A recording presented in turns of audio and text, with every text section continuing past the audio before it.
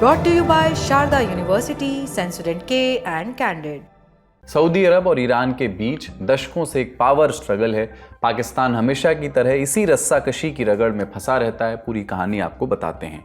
1938 से ये कहानी शुरू होती है। सऊदी अरब की रेत में तेल का भंडार मिला जब 1945 में अमेरिका ने डील की कि तुम तेल दो, हम तुम्हें हथियार और हिफाजत देंगे।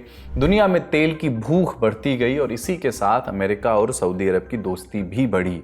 फिर 1967 और 1973 की अरब इजराइल जंग में अमेरिका ने खुल करके इजराइल का साथ दिया। अरब देश खासकर सऊदी अरब भड़क उठे। तेल की सप्लाई रोकी गई। अमेरिका में महंगाई आसमान छू गई। फिर अमेरिका ने अपने पुराने दोस्त सऊदी अरब से हाथ मिला लिया।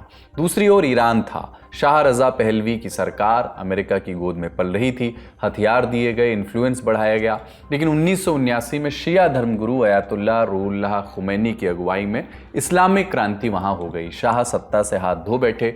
ईरान इस्लामिक रिपब्लिक में तब्दील हो गया और उसने अमेरिका को सबसे बड़ा दुश्मन घोषित कर दिया।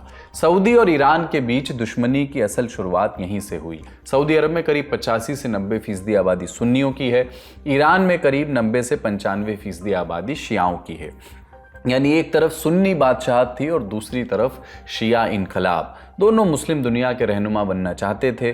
दोनों को एक दूसरे से डर भी था। ईरान को शिया क्रांति फैलाने की चाह थी और सऊदी अरब को डर था कि यही आग उसके महलों तक ना आ जाए। कोल्ड वॉर के दौरान ये दोनों ताकतें एक दूसरे के खिलाफ मोर्चा बनाते रहीं। अमेरिका और सऊदी अरब की दोस्ती और गहरी हुई। ईरान ने भी इराक, सीरिया, लेबनान और बाद में यमन में अपने प्रॉक्सी गुट फैलाए। जवाब में सऊदी अरब ने इन गुटों पर सीधे हमले किए।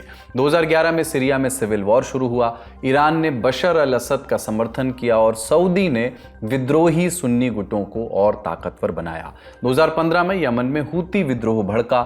सऊदी ने यमनी सरकार के समर्थन में गठबंधन बना करके हमला किया। अमेरिका और यूरोप ने सऊदी अरब को हथियार दिए। दूसरी तरफ हूतियों को ईरान से मिसाइलें और ड्रोन मिले। Yemen Saudi Iran proxy war का मैदान बन गया। साल 2015 में ही मक्का में भगदड़ मच गई, अगर आपको याद होगा तो। हज में 2000 लोग मारे गए, इनमें 400 ईरानी थे। ईरान ने सऊदी अरब पर अव्यवस्था का आरोप लगाया। इसके 4 महीने बाद सऊदी अरब ने शिया नेता शेख निम्र को सरकार की आलोचना करने पर फांसी दे दी। ईरान में सऊदी दूतावास पर हमला हुआ। सऊदी ने कूटनीतिक संबंध तोड़ दिए। इसी साल ईरान ने हज में हिस्सा लेने से इनकार कर दिया। 2018 में डोनाल्ड ट्रंप ने ईरान न्यूक्लियर डील से अमेरिका को बाहर निकाल दिया। सऊदी अरब ने इस कदम का स्वागत किया। क्राउन प्रिंस बोले, ईरान को बम मिला तो हम भी लेंगे। हालांकि 2021 में दोनों देशों ने बातचीत की शुरुआत की। रिश्तों की बहाली की कोशिश हुई। 2023 में बीजिंग में समझौता हुआ और सऊदी ईरान कूटनीतिक रिश्ते बहाल हुए। लेकिन पावर स्ट्रगल, सत्ता संघर्ष कभी खत्म नहीं हुआ।